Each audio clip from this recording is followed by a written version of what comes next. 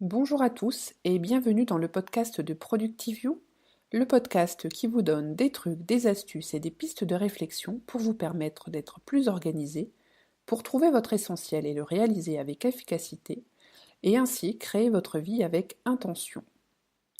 Dans cet épisode du jour, numéro 81, nous allons continuer à explorer le dictionnaire de la productivité et nous allons plus spécifiquement parler du time blocking.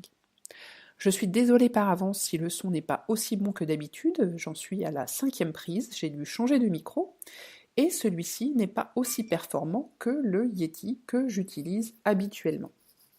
Alors encore une fois, désolée si vous entendez des petits bruits, oui, parce que je ne suis pas du tout avec mon matériel habituel.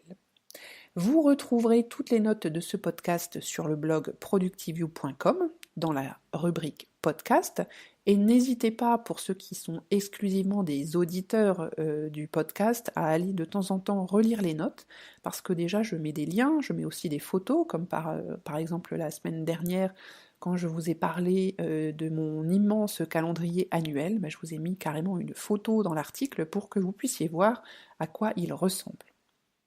Partagez ce podcast, likez-le sur les réseaux, mettez une note 5 étoiles sur iTunes pour qu'il puisse être ainsi mieux connu.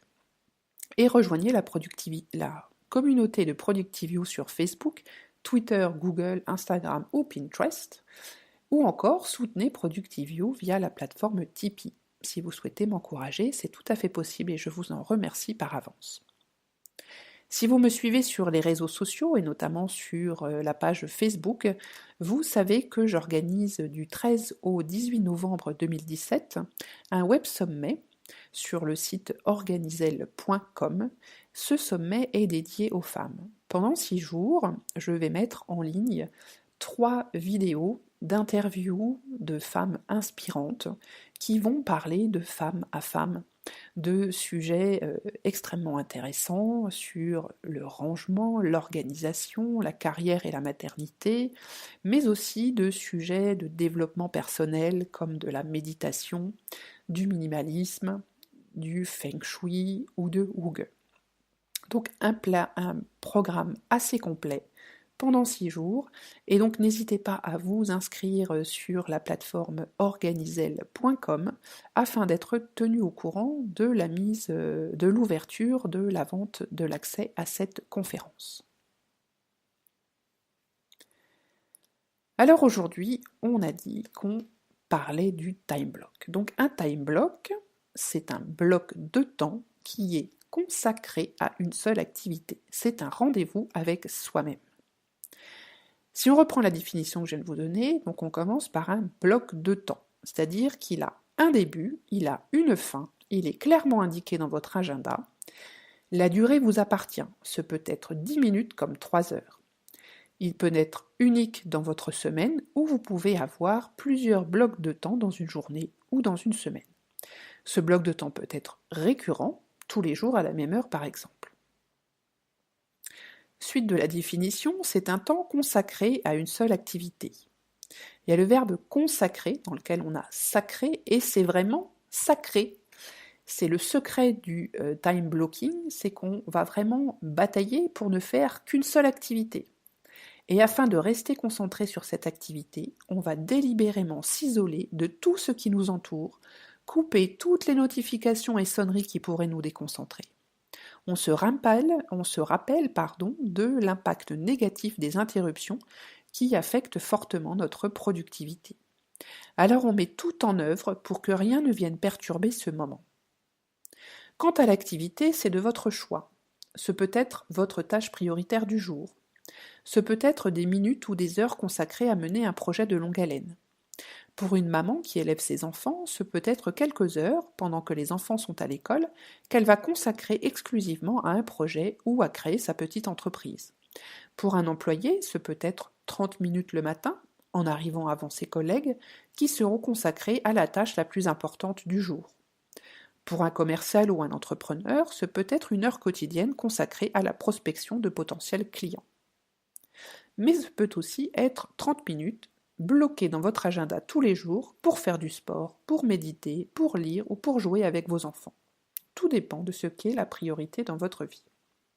Alors quand on définit ses priorités dans les grands domaines de sa vie, la famille, le perso, le pro, il faut ensuite définir le plan d'action qui va nous conduire à réaliser ce projet, à mettre en œuvre les priorités. Une fois de plus, on part de l'objectif à atteindre, on a bien le but, la réalisation, la fin à tête, et on le visualise bien, et si possible, on le visualise vraiment tous les jours pour conserver cette motivation, pour bien se rappeler de pourquoi on le fait tous les jours. Donc on a cet objectif bien en tête. Ensuite, on va définir des actions qui vont nous conduire à réaliser ces projets, à mettre en œuvre les priorités. Ça, je vous l'ai déjà dit.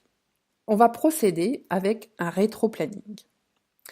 On a donc notre objectif, la date à laquelle on souhaite l'atteindre, et de là, on va définir des actions annuelles, semestrielles, trimestrielles, mensuelles, hebdomadaires et enfin quotidiennes. On crée un bloc de temps, un rendez-vous avec soi-même qui nous permettra de créer la petite action quotidienne qui nous aidera à atteindre l'objectif.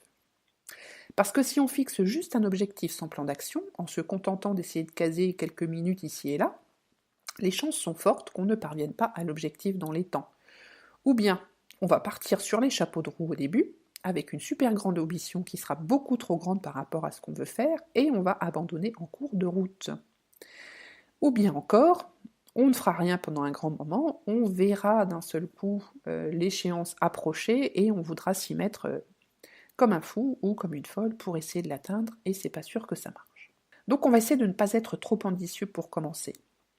Soyez réaliste, rester 30 minutes sans lire ses mails, checker ses réseaux sociaux ou sans répondre au téléphone, ça peut être un véritable challenge pour nombre d'entre nous. Alors soyez réaliste sur ce qui est atteignable et augmentez le bloc de temps. Et surtout, ne remplissez pas votre agenda de blocs de temps partout. Il faut laisser de la place aux urgences, aux imprévus. Ces blocs de temps, c'est vraiment pour atteindre vos objectifs prioritaires. Tout n'est pas prioritaire dans votre journée. Vous avez forcément des activités qui ne font pas partie de votre priorité que vous devez réaliser. Consacrez vraiment ces blocs de temps où vous êtes vraiment super focus à la réalisation de vos objectifs prioritaires. Essayez de considérer un grand objectif par secteur de votre vie. Définissez un petit time block de temps, pour chacun d'entre eux, au moins une fois par semaine pour commencer, et petit à petit augmenter la fréquence, pas forcément la durée.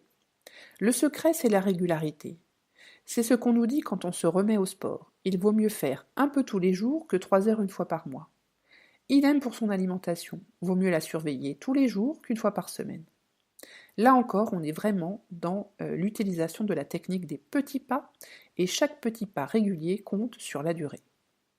Alors pour résumer, fixez vos objectifs, déclinez-les dans le temps, depuis la date où vous souhaitez les atteindre jusqu'à aujourd'hui, et mettez dans votre agenda des petits time blocks pour chacune de ces actions. Ne soyez pas trop gourmand, gardez en tête la technique des petits pas. Bataillez ensuite bec et ongles contre vous-même et contre votre entourage pour respecter ces blocs de temps. Restez concentré et à l'écart de toute distraction. Et pour vous aider à batailler pour conserver ces blocs de temps, relisez l'article sur le multitasking ou bien ceux sur savoir dire non que j'ai mis en ligne il y a à peu près 1 an.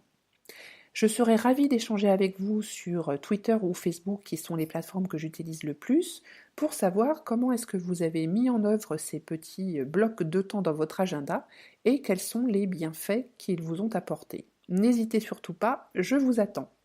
En attendant, je vous souhaite une très belle journée, une très belle semaine et je vous dis à très vite. Bye bye.